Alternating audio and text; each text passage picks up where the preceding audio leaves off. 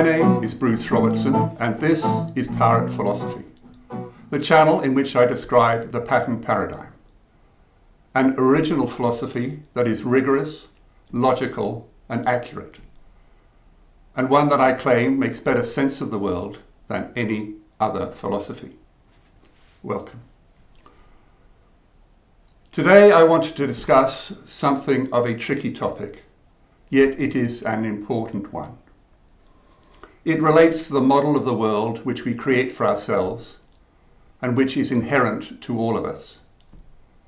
Within that model, there are elements of reality and elements of fantasy. It is important to be able to distinguish reality from fantasy in order to make better sense of the world. This discussion draws to some extent on what has been discussed in earlier videos. So if the concepts are unfamiliar to you, you can watch the earlier videos. I will provide references to them as we go along. So diving right in, we can start with exploring the question of what is reality and where does it come from? The only link that our brains have to the world of reality is through our senses. Without our senses, we would be locked into an abstract and meaningless world of chaos. So it is only through our senses that we can begin to make sense of the world of reality. The only logical process by which our brains can begin to make sense of the data from our senses is through the logical process of pattern identification. This process was first introduced in the video PP9, Patterns, Time and Space. It was continued in PP10, Pyramids, Patterns and Why We Sleep, where it was shown how a recursive application of the logical process of pattern identification can be used to create a hierarchy of patterns, one which I call a pyramid of patterns. The pyramid of patterns is effectively equivalent to one's model of the world. The essence of the pattern identification process is to identify a pattern that fits the data without losing too much accuracy, and in this way extract information about the nature of reality. In mathematical terms, this is a compression of the data. The amount of information required to describe the pattern needs to be less than that required to describe the raw data. For otherwise, it does not constitute a compression and no pattern has been found. If the identified pattern is a good fit to the data, then it can be used to recreate the data. This model of the world that we create from patterns is, in effect, the world in which we live. It constitutes all that we know about the world beyond our senses. The world beyond our senses being what some might call absolute reality. The efficacy of our model of the world is affirmed by our ability to use the model to interact with the world in order to meet our physical needs of warmth, food, and so on. In this way, our model of the world that is encapsulated in our pyramid of patterns is considered to be real. This was discussed in the video PP11, the foundations of reality and purpose. However, sometimes the patterns that are considered to be the best available may in fact be very crude and are not able to fit the data accurately and efficiently, nor are they able to reproduce the data. Also, sometimes the form of the pattern itself is so complex that it does not compress the data. Such poor patterns are best considered as mere possibilities, or if they are very poor, as fantasies. a fantasy being an idea that has very little connection to reality. Nevertheless, these poor outcomes are common when trying to identify patterns from the data. In considering the distinction between fantasy and reality, it would seem that there is no clear dividing line between the two. It is perhaps best considered as a continuum, with absolute fantasies at one end and absolute reality at the other, and with possibilities somewhere in the middle. I would now like to turn to the decision-making process that is used by people to interact with the real world. This was discussed in the video PP30, the logic of decision-making. The aim of the brain in this decision-making process is to maximize its happiness in both the short term and the long term. This aim of happiness is not so much a goal as it is a direction used to guide decision-making. The brain's aim of happiness is associated with the well-being of its physical body in terms of, for example, food, warmth, and reproduction. The specific form of this happiness within a species or an individual will have been determined through the process of evolution. All decisions are based upon this aim of happiness and apply not only to decisions regarding the movement of one's limbs, but also decisions of what to say, and even to decisions regarding what to believe. A person will choose to believe whatever they consider will maximize their long-term happiness, and perhaps also their short-term happiness. It is this choosing of what to believe that is significant for this discussion. Typically, in our modern society, there are many ideas floating around that have but little connection to the real world. Often, there are cultural and social pressures for a person to adopt these ideas as their own beliefs, even if they don't make a lot of sense. Therein lies the human dichotomy.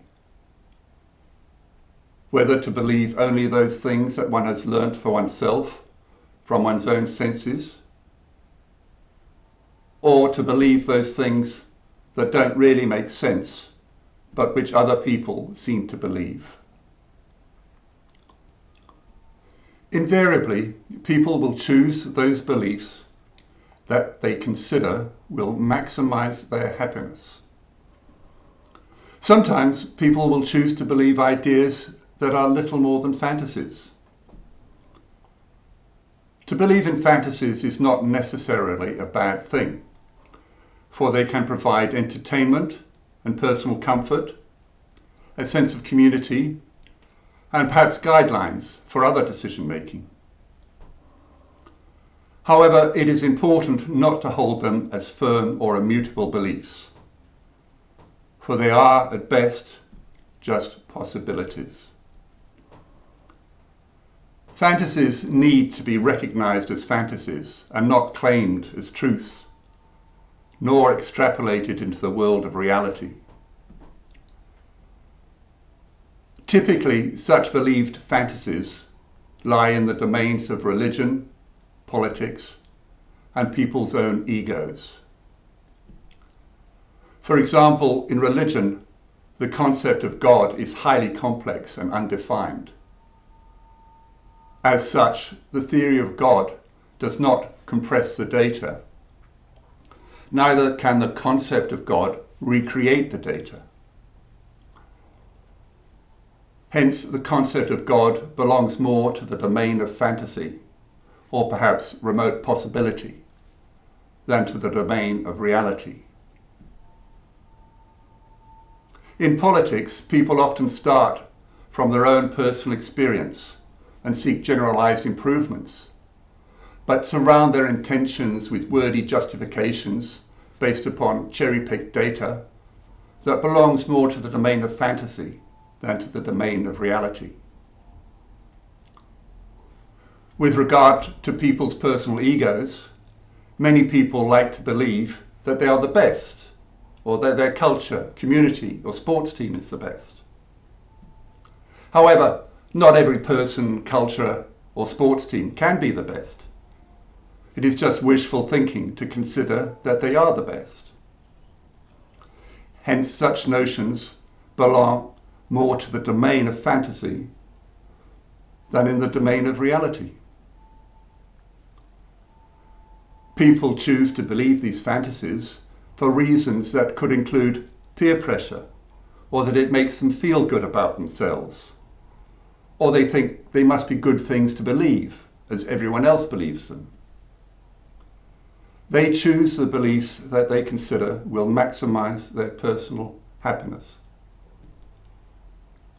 However, there are caveats to be considered with regard to believing fantasies. First, there is no means of achieving consensus between people who disagree about their fantasies, as there cannot be any recourse to evaluating them in terms of the facts of the real world, as they only exist in a fantasy world.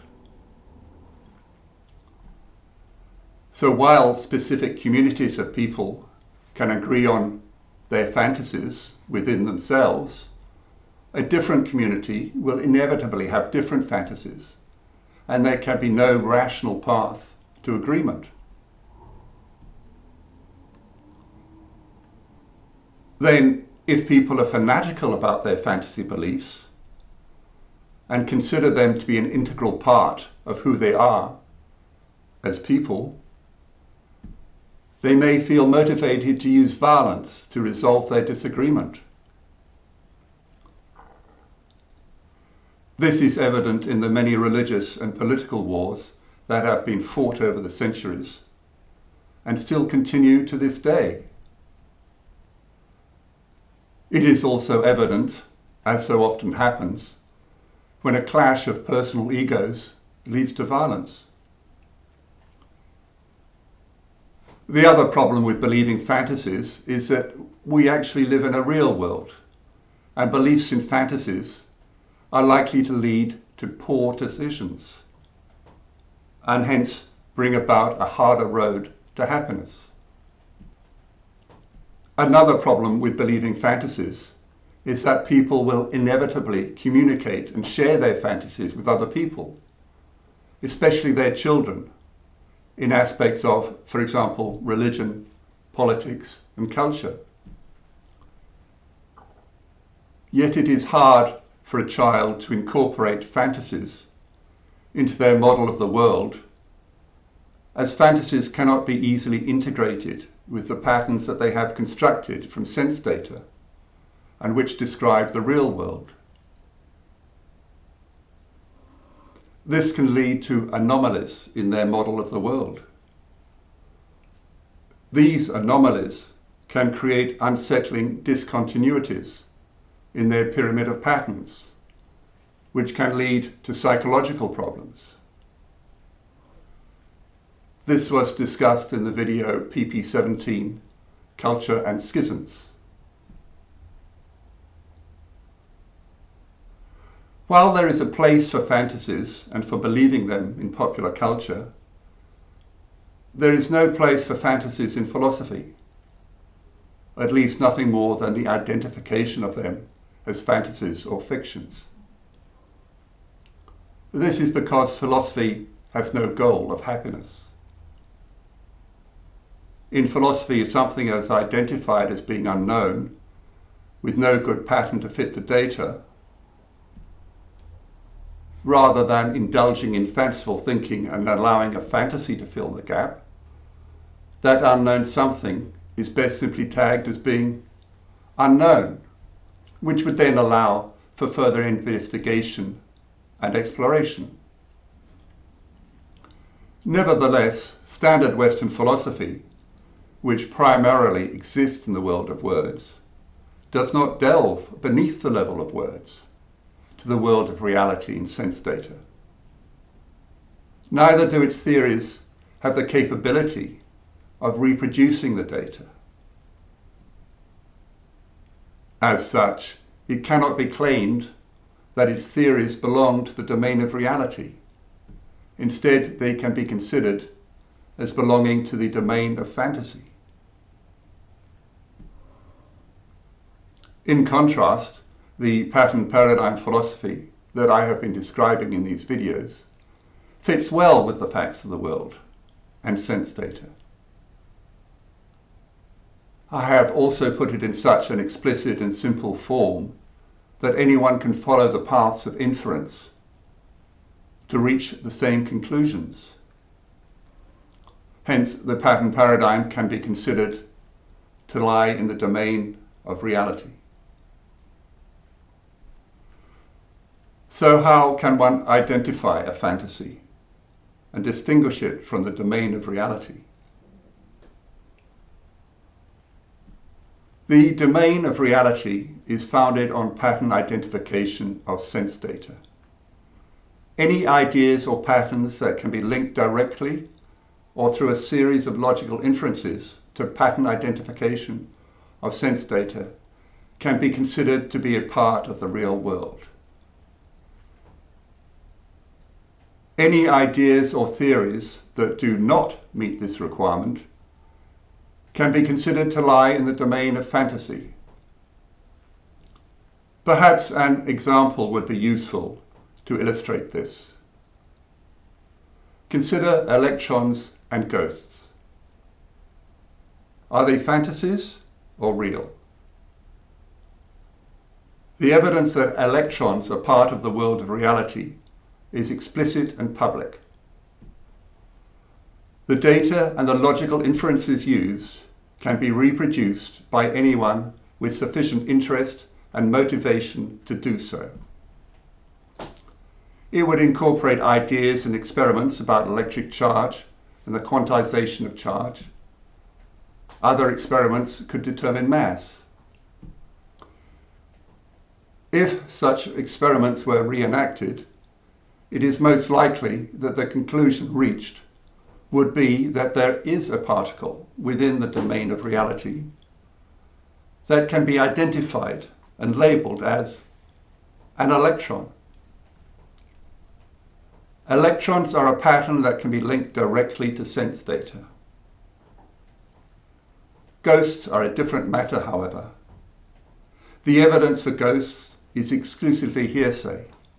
People have stories about encountering strange phenomena and then imaginatively interpret them as being created by ghosts.